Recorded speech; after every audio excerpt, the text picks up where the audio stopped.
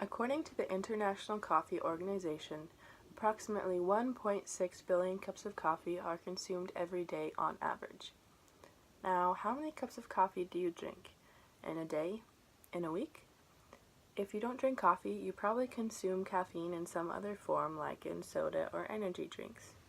So today, I'm going to inform you about the positive and negative effects of caffeine so you can make a better decision about what you consume.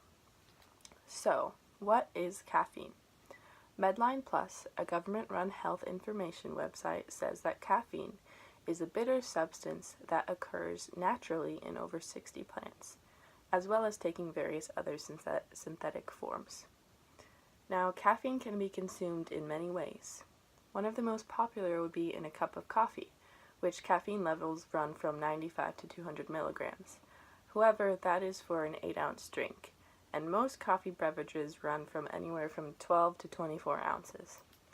Another way that caffeine is consumed very popularly is in energy drinks. For an 8-ounce drink, the caffeine is typically around 70 to 100 milligrams. However, again, most energy drinks are much larger than this. So, how many ounces of caffeine do you consume in energy drinks or coffee on any given day? Try to do the math and see how many milligrams of caffeine you average in a week.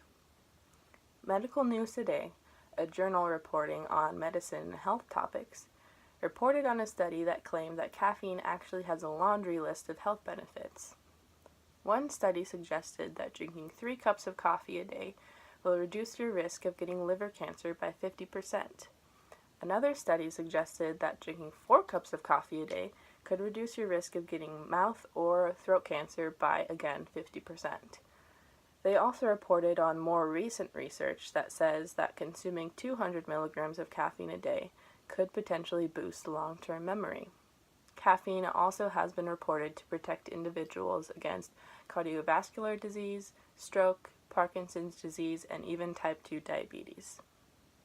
Now, although there is a plethora of research towards the benefits of caffeine consumption, there's also plenty of research towards its negative effects. The Mayo Clinic suggests that drinking any more than the average of 4 cups of coffee a day could cause the negative effects to ensue. Now, these side effects range from being moderate to severe depending on the amount of caffeine consumption. The list of effects include headache, insomnia, nervousness, irritability, restlessness, upset stomach, rapid heartbeat, and even muscle tremors.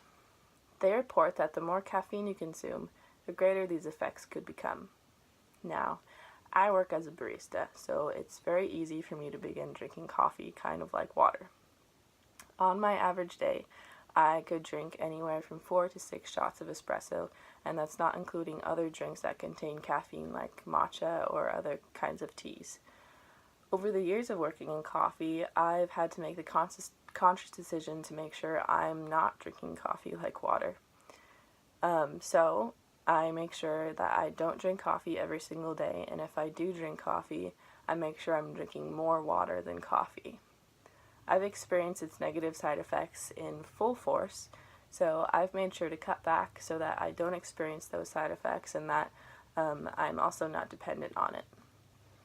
Caffeine, like anything else we consume, has a long list of positive and negatives. Being aware of what we put in our bodies every day can help us function to our fullest. Due to its pros and cons, doctors all agree that consuming 400 milligrams of coffee a day is safe for the average adult. Now, God calls us all to be healthy and treat our bodies as temples. If we ignore common guidelines and health tips, we aren't living to our fullest or glorifying God.